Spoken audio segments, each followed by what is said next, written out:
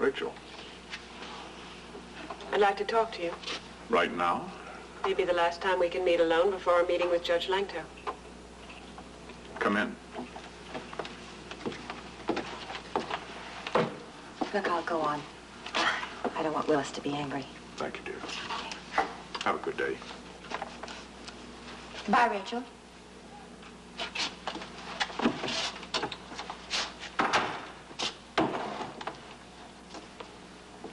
You get some sort of satisfaction out of that? Out of what? Well, you put Janice in a very awkward position before when you came here unexpectedly. I'm not here to discuss Janice. Why are you here? We'll be seeing each other in a few hours. Well, I was going to call you first, but I was afraid you might find an excuse not to talk to me. You couldn't wait until we have our conference with Judge Langto? Well, there are some things I want to cover first. What things? Brian tells me you're going to sue me for divorce and visitation rights. Visitation rights usually go along with the divorce, yes. You might have asked me for a divorce instead of sending Brian over. I might. But you didn't want to deal with me personally, is that it? Not after what happened in the park. I'm sorry. Are you? I shouldn't have reacted so strongly. Well, I tell you the truth, Rachel. I'm hoping we won't have to go to court. So am I. It might force me to take steps that none of us would like. What's that supposed to mean? I don't want to go into that. I insist that you do. You have no right to insist anything. Well, what'd you come here for? To spout empty threats at me? I'm not the one who's issuing threats. Oh, no? Before you went to New York, if you will recall, you were the one who first broached the subject of divorce and custody for Amanda. You, not me. Mothers usually get custody of their children. All right, we'll see about that, won't we? Don't push me, Mac. You might be surprised at just how far I'll go. Oh, and I understand that you finally found out about Blaine. Who told you that? Jamie?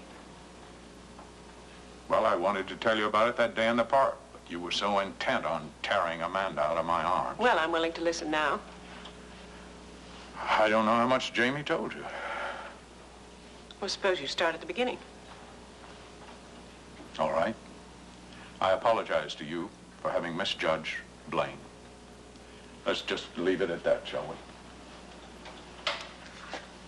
I tried to tell you it wasn't my idea to pay off Blaine. Well, it was such a wild story, I didn't know what to believe.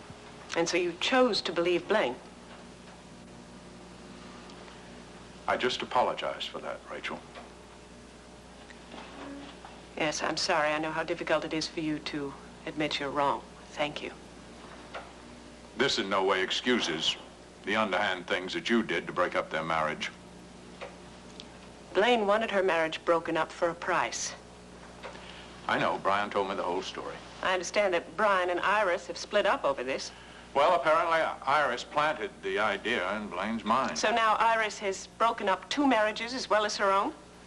We both know to what length she's gone before in the past.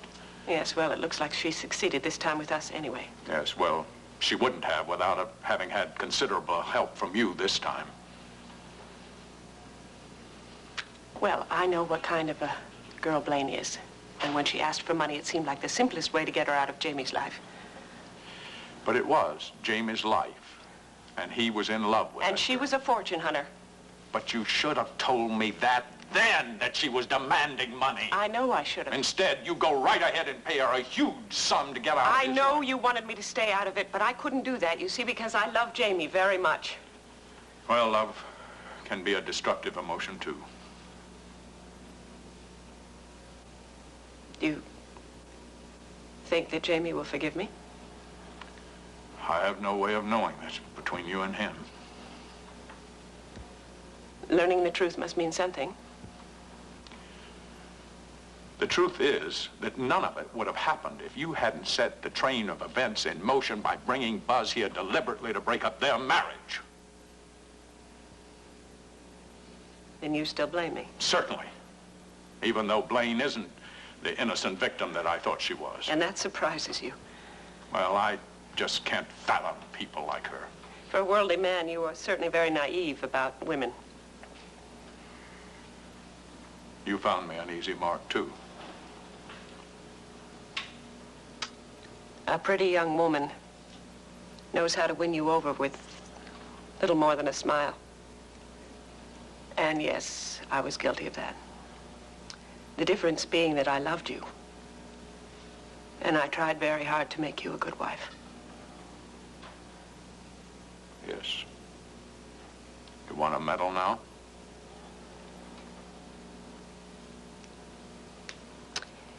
You just keep in mind your revelations about Blaine when you look into Janice's eyes, because she plays that game just about as well as anyone. Goodbye, Mac.